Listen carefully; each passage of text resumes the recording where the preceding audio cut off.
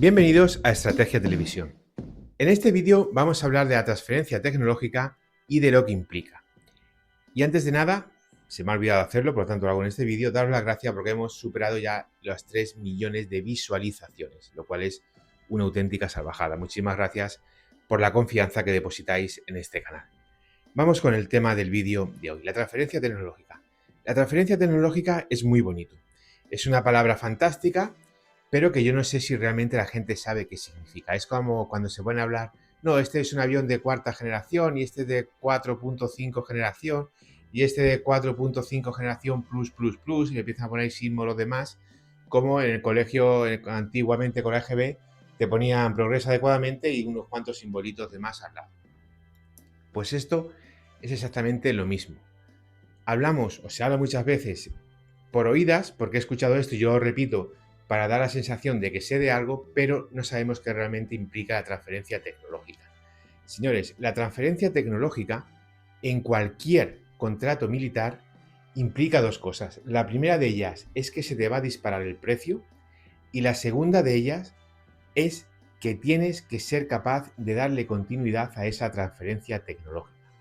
¿Qué es la transferencia tecnológica? La transferencia tecnológica es simple y llanamente enseñarte a hacer lo que yo sé hacer. ¿Y qué implica para el país que hace la transferencia tecnológica? Crear un nuevo competidor. Ya está.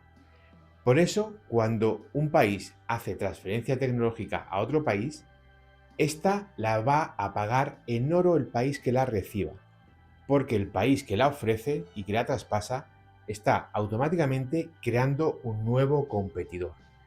Eso es la transferencia tecnológica y así funciona la transferencia tecnológica. Imaginaros el país que queráis. Vamos a llamarle el país X.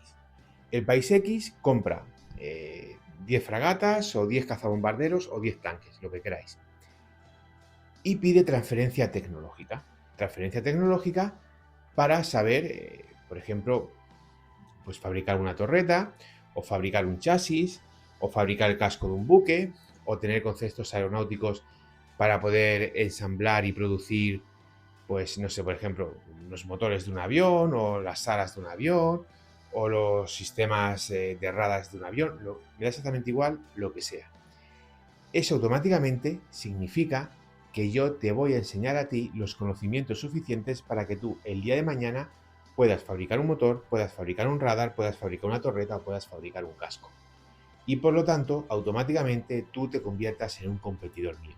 Si tú quieres eso, yo te lo voy a dar porque vas a negociar conmigo un acuerdo militar, un contrato militar para la venta de un determinado sistema armamentístico, pero vas a pagar muchísimo por ello. Por lo tanto, si por ejemplo, por poner un ejemplo, un carro de combate cuesta 6 millones, con transferencia tecnológica se te vaya a 8 millones. Si un avión te cuesta 80 millones, con transferencia tecnológica se te vaya a los 100 millones. Y si un buque te cuesta 500 millones, con transferencia tecnológica se te va a ir a los 600 millones. Esto es lo primero de la transferencia tecnológica. El ejemplo más claro en los últimos años y quizá el más sangrante sea el de Brasil. Brasil se metió en un proyecto para adquirir un avión de combate moderno que diese un gran impulso a su fuerza aérea y finalmente seleccionó el Gripen. Más allá de la locura de un país de más de 8 millones de kilómetros cuadrados de seleccionar un caza monomotor, más allá de esa locura, hubo una realidad, y es que Brasil no solamente quería transferencia tecnológica, sino también ensamblar y producir una parte de ese avión. ¿Qué quiere decir esto? Muy sencillo, que Brasil quería adquirir los conocimientos para, en la práctica, poder fabricar un caza. Y se lo dio Suecia, claro que sí. ¿Y cuánto ha pagado Brasil por un Gripen? Brasil está pagando por un Gripen pues prácticamente como si hubiese comprado dos F-35. Eso es lo que está pagando Brasil por un Gripen. ¿Y ahora Brasil qué va a ganar? Pues si Brasil no es capaz de desarrollar su propio avión de combate, toda esa transferencia tecnológica va a la basura. Y Brasil la acaba perdiendo, como ha pasado con muchísimos países que en un momento dado adquirieron una capacidad y luego con el paso del tiempo perdieron esa capacidad porque no han sido capaces de dar la continuidad. Y hay muchísimos ejemplos que os puedo poner encima de la mesa. Por lo tanto, Lo primero que tenemos que saber es que cuando hablamos de transferencia tecnológica, estamos hablando de un aumento importantísimo en el precio. Además, podemos también añadir aquí la coproducción. No es que vamos a coproducir o vamos a ensamblar. Y vamos a aclarar estos dos conceptos. ¿Qué es la coproducción o la producción local del sistema en cuestión? Y qué es ensamblar una parte o la totalidad del sistema en cuestión. Ensamblar, yo creo que al menos el verbo deberíamos conocerle, significa que si tú, por ejemplo, compras un avión y lo quieres ensamblar en tu país, todas las partes de este avión se van a producir en el país de origen, te la van a transportar a tu país y tú en tu país la vas a montar como si fuese un coche o un muñeco de esto de los Legos. Va a ser exactamente lo mismo. ¿Eso te da algún tipo de conocimiento? Hombre, algún tipo de conocimiento sí te da, por supuesto, y vas a generar puesto de trabajo y demás. Pero la utilidad a medio largo plazo es prácticamente nula. Es como dice el refrán popular, pan para hoy y hambre para mañana. Durante el tiempo que dure el ensamblaje de todas las unidades que hayas comprado, vas a crear unos puestos de trabajo que en el momento que se acabe ese ensamblaje, esos puestos de trabajo desaparecen porque no se pueden mantener en el tiempo, porque ya no hay más que ensamblar. Pero además, esto también tiene un coste adicional muy importante, porque claro, ese proceso de ensamblar cualquier tipo de sistema son puestos de trabajo que estás quitando a los obreros del país que te vende el vector. Y al quitarle estos puestos de trabajo, ese país lo que va a decir, vale, a mí me los quitas, pero yo te voy a meter en el precio. Por lo tanto, tú estás pagando dos veces por lo mismo. En primer lugar, estás pagando por los obreros del país de origen que no van a ensamblar ese vector, pero a los cuales el gobierno suyo va a tener que mantener de alguna forma, y por otro lado a tus propios trabajadores que te van a montar el sistema que has comprado. Eso es el ensamblaje. ¿Y la coproducción? Pues la coproducción significa producir en tu país una parte de ese sistema o la totalidad del mismo. Normalmente suele ser una parte, es muy raro que te vayan a dar la totalidad. Por ejemplo, tú compras un avión, pues, vale, pues le produces una parte, produces una ala, por ejemplo, o produces el radomo del radar, o produces en la cabina interior, o produces los motores. Produces una parte del avión y otra parte la produce el país originario de ese vector que tú has comprado. Avión, tanque, buque, lo que sea, ¿de acuerdo? Esto no solamente encarece también el precio, obviamente, sino que además lo que está hablando es que tú tienes que desarrollar todo un proceso de creación para poder producir esa parte.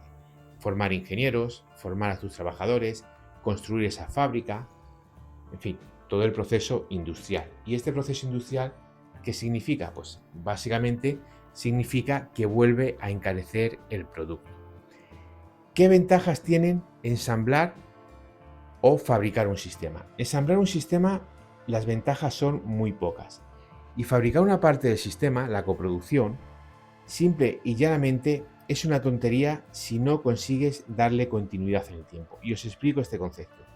¿Qué es darle continuidad en el tiempo? Darle continuidad en el tiempo lo que significa es que tú haces una inversión fuerte por adquirir algo, pero luego te comprometes a seguir desarrollando esa adquisición. Por ejemplo, España, la Armada, hubo un momento en el que se plantó, teníamos una especie de portaaviones raro, porque por ejemplo la cubierta era de madera, que era el Dédalo, bueno, el Dédalo como llamamos nosotros, porque venía un ex buque de la US Navy.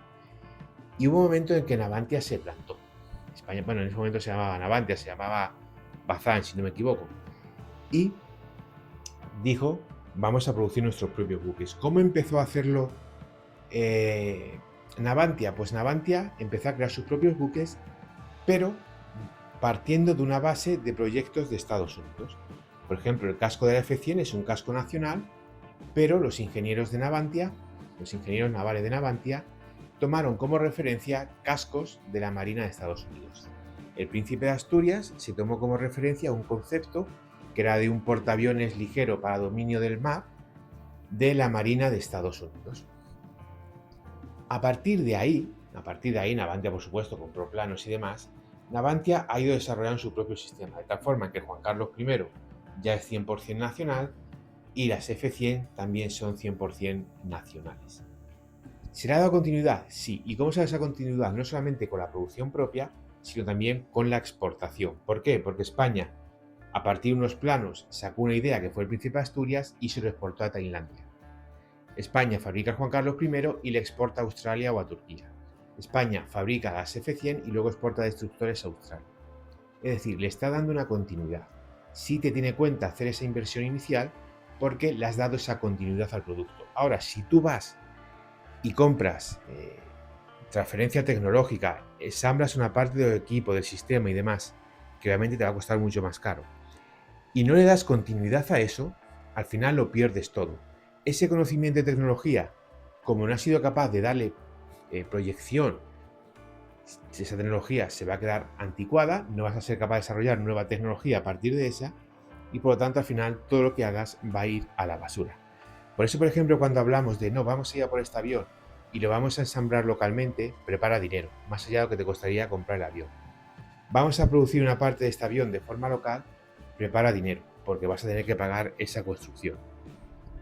Y luego, dentro de 20 años, tú a fabricar tu propio avión, tú a exportar tu propio avión, tu propio tanque o tu propio buque, porque si no esa transferencia tecnológica no te va a servir absolutamente para nada. Todo esto está muy bien y es muy bonito, pero a la hora de hacer las cosas reales hay que saber cuál es la realidad. Y si eres un país pequeño o es un país que no tienes un gran Producto Interior Bruto, tú adquieres un sistema y si no le das continuidad pierdes ese sistema. Incluso dándole continuidad, si no hay una apuesta real, también lo acabas perdiendo. Os pongo 3 ejemplos diferentes, pero muy esclarecedores todos y cada uno de ellos. En primer lugar, vamos a hablar de Argentina. 30 segundos.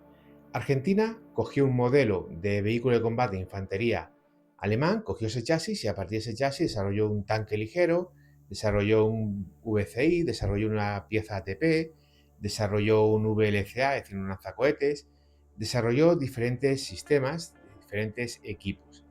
¿Qué pasó? Que Argentina no dio continuidad, por diversas razones no llegó a exportar el sistema, no desarrolló ningún sistema nuevo para sustituir a este y por lo tanto eso que Argentina ganó y consiguió, al final lo acabó perdiendo. Hoy la fábrica del TAM no existe, ya está desmontada, está desmantelada y Argentina, eso que tuvo en su momento, pues lo ha perdido. Y hoy Argentina, si quisiese hacer algo, debería empezar desde cero. Ahora vamos a poner otro ejemplo de un país que sí llegó a darle prolongación y lo ha perdido por imbécil, que es España. España, con el gobierno del general Franco, empezó a desarrollar el entrenador avanzado, el C-101, le dio continuidad, no solamente pidió equipo propio, aeronaves para su propio ejército del aire, sino que le dio continuidad, le vendió a otros países, pero España no ha desarrollado un sustituto y al final, aunque no hemos perdido el conocimiento porque le hemos dado continuidad a nuestra industria aeronáutica, por ejemplo, con Eurofighter, sí es cierto que si, por ejemplo, hubiésemos tenido el Eurofighter, lo hubiésemos perdido absolutamente todo. ¿Por qué? Pues, como he dicho al principio, por unos imbéciles o por cualquier otro adjetivo calificativo que es justo utilizarlo.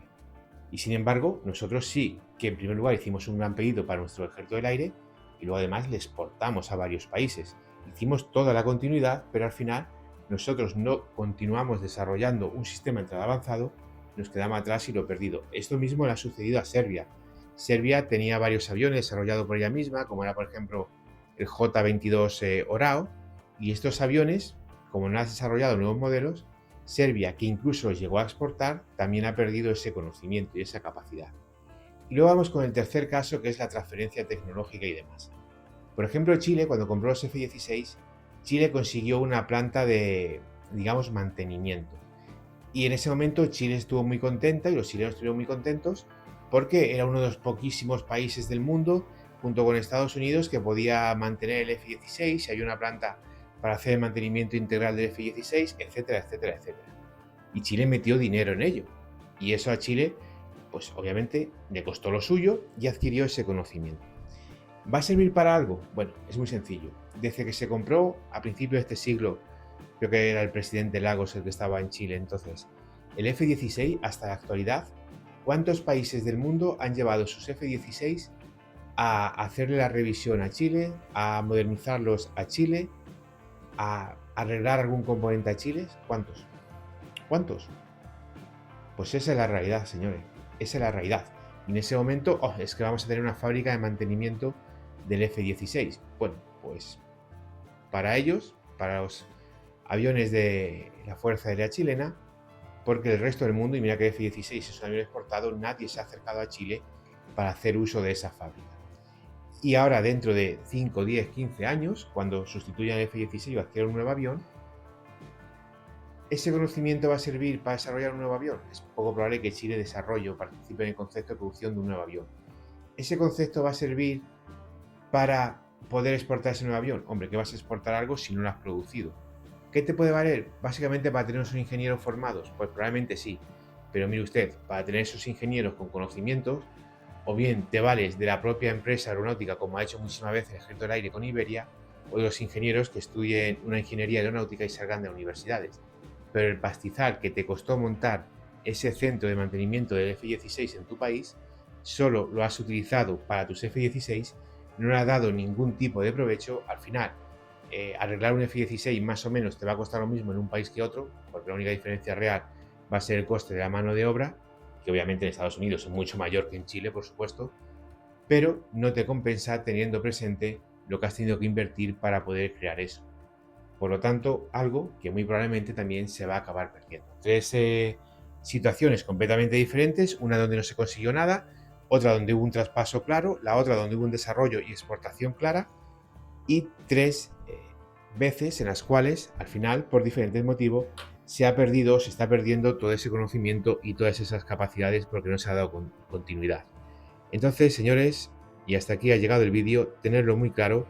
Lo de la transferencia tecnológica es un concepto muy bonito, incluso te puede quedar bien y parecer que conoces algo, pero, punto 1, es muy costosa, y punto 2, si no le das continuidad, la transferencia tecnológica se va al cubo de la basura. Gracias por ver el vídeo, es un honor informaros de la realidad. No dudéis en dejarme vuestras opiniones y nos vemos en el siguiente análisis estratégico.